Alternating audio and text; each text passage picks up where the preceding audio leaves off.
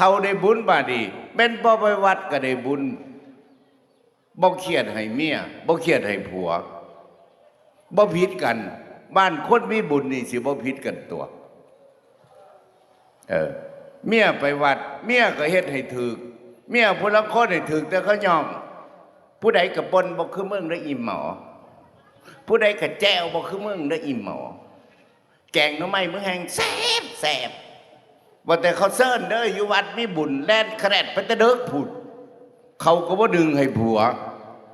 กับเขายังก็บ่เฮ็ดผัวลูกขึ้นมาก็ได้มาดึงเขา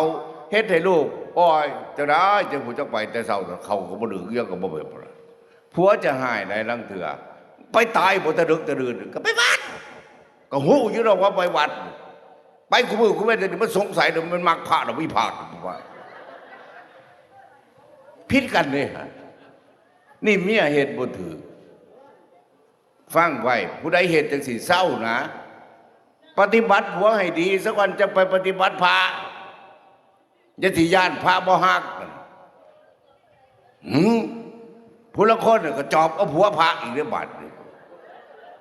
หาผัวบ่ได้ก็ไปหมอเอาไปเป็นหมู่